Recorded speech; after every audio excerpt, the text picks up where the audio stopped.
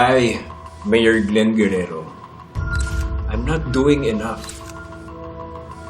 to protect you guys para labanan ang krimen ng ating bayan. Pero ginagawa na ng mga otoridad ang lahat ng makakaya nila para mahuli at mapanagot ang mga Santa Babies na yan. Katulad ng palagi kong sinasabi sa inyo at sasabihin ko ulit, kailangan natin magtulong-tulong. Kailangan nyo kaming tulungan. Kailangan natin sila mapanagot sa mga otoridad. May pinaslang sila na isang ordinaryong mamamayan na may mahalagang parte sa ating komunidad. Isang guru pa siya na si Robert de la Cruz. Kailangan natin gawin ang lahat ng ating makakaya para matigil ang mga krimen na ito. Tama na. Tunay ang panunod niyan. Kapal talaga ng pagmumukha ng mayor na yan! May araw din yan. Lola, ba't hindi na lang natin sila sagutin? I-expose natin sila. Gawa tayo ng vlog. Oo nga, Lola. Siya naman talaga yung sinasabi niyong mastermind, diba? Anong patunay natin? Wala tayong sapat na ebidensya para i-expose siya. Kung kikilos tayo ng hilaw, malulusutan lang tayo ng mga yan. Bakit hindi na lang tayo magpatulong sa mga pulis? Bakit? Napagkakatiwalaan ba natin yung mga pulis? This changes nothing. Tuloy ang misyon. Yung mga perang ninakaw natin, let's put it into good use.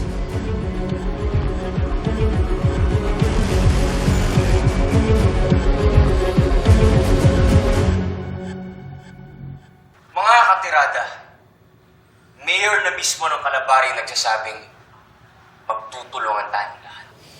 Good morning. Good morning.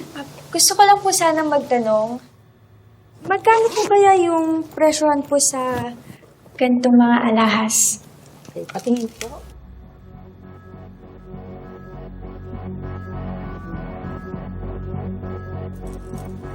Check ko lang po, ha. Marami-rami po ito, mama. Ano po ito? Regalo sa inyo? Opo, regalo po yan sa akin. Okay. Saglit lang po. Kailangan ko lang po ito i-check. Kuya Romel! Po. Tawag lang po ako sa landline. Babalik po ako. Saglit lang. Sandali na po, ma'am. Sige po, ma'am. Sa mga katirada ko po riyan sa Calabari, hindi po kayo nag-iisa. Kasama po niyo kung lalaban sa kriminalidad. Sama-sama natin babagsakin ang Santa Babies.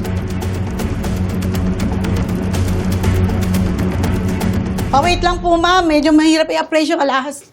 Kuya, nasan yung babae? Hindi ko po alam eh. Bigla na lang umalis.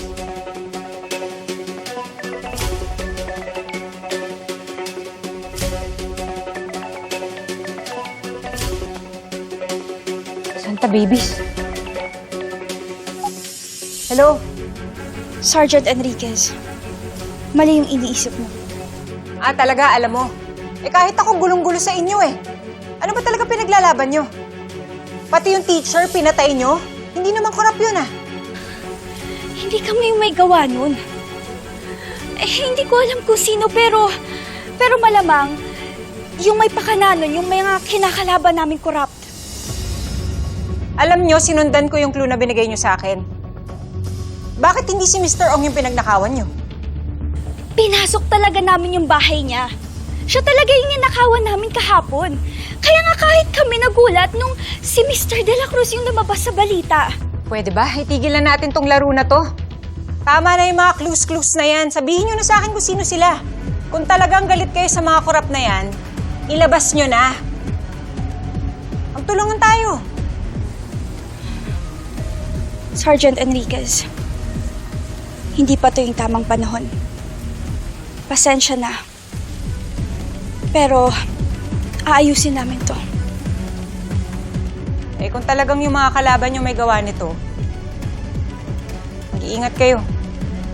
Delikado rin yung buhay nyo. Salamat sa concern.